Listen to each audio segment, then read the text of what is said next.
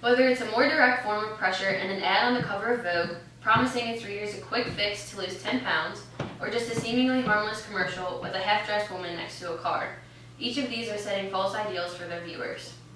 Every day we are bombarded by the media. It's nearly unavoidable. Pressure comes from endless media sources, but especially through magazines, which directly affect readers' thoughts about their body image, sexuality, and personality. Beauty magazines should be read as mere entertainment and not as a source for adolescents to base their standards for themselves and/or others. First, let's look at how magazines give young girls a false sense of body image. This is just like a parody of a magazine cover of like the things that magazines hold as important.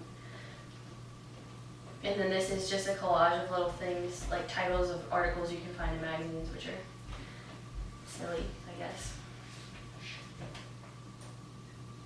Alright. Examples of pressure of body image ideals can be seen from sources such as 17 magazine, which sets the standard for teenage girls worldwide. Impressionable adolescent girls who read such magazines are given a false sense of body image because of the thin fit models they see in its articles. Studies have shown that issues with body image and even eating disorders can be a result of magazine reading.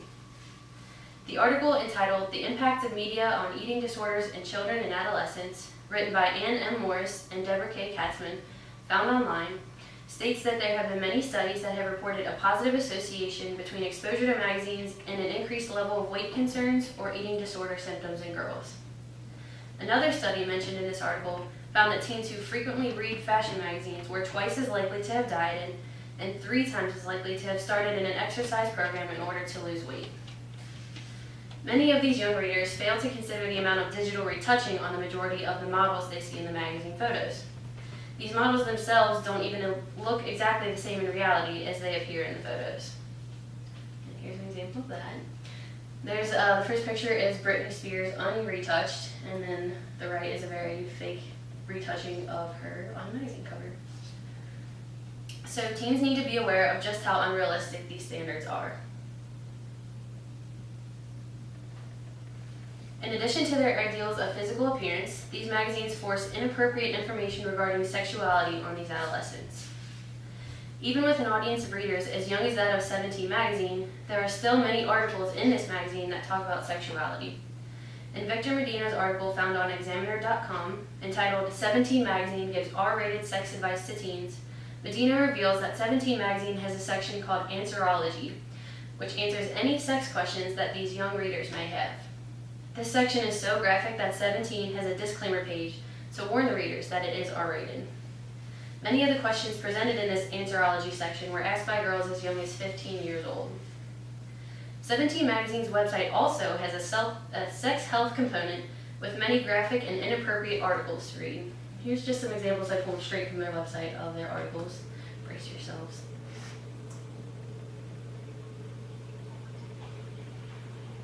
These are for like girls that are age 15. It's kind of disgusting.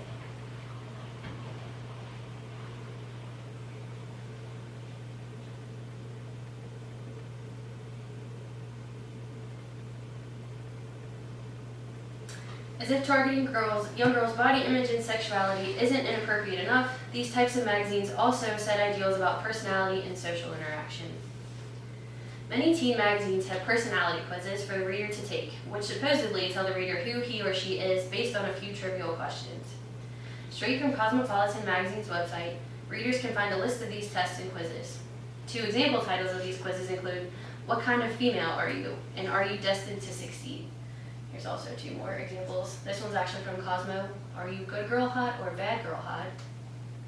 And "What's the first thing people notice about you?" To teens, these titles already evoke a feeling that this magazine is some type of all-knowing and credible source. It's tragic to see articles like these trying to convince young women that there are parts of themselves that need changing, like being more of a bad girl. So many magazines have very similar quizzes like these, but then also boast other articles about being comfortable in your own skin and being yourself, which is extremely hypocritical when taking into consideration what some of their quizzes just told their readers. Yes, young readers may find these to be fun and entertaining, but it is important to take any information that these magazines might offer with a grain of salt. Media like this is far from infallible and has no real true insight on anyone's body image, sexuality, or personality. The point is not that Magazines like 17 and Cosmopolitan are terrible and should be outlawed or anything like that. They may need some changes, but young people should learn to be more educated readers. These young teens need to have a balance of wanting to be healthy and confident, but also to reach their dreams and do amazing things with their lives. There's so much more to life than the latest trending fashions.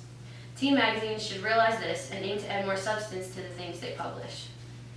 There are also many alternative magazines that are appropriate for younger people.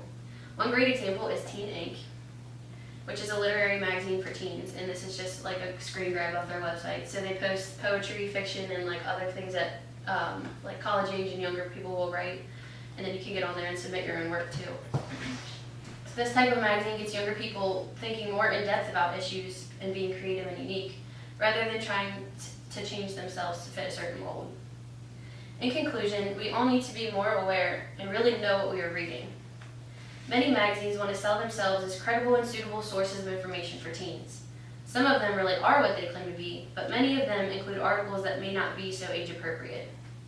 Yes, the latest gossip may be enticing for young girls, and that's completely okay, as long as these impressionable teens aren't reading too deep into these articles and feeling pressured by them.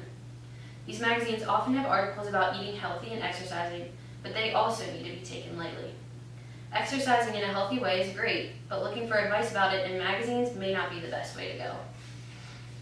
By offering alternative magazines to read, such as Teen Ink, parents and others can get these teens to think about more important things in life and get in touch with their creative sides as well. Literary magazines are great because there's no pressure to fit in. Instead, they motivate young people to think outside the box and express themselves by showing the things that are unique about them. I hope that you've seen the issues with many mainstream magazines and the way that they negatively affect teens. And being more aware, we can look at solutions for this problem and alternative sources of entertainment for teens.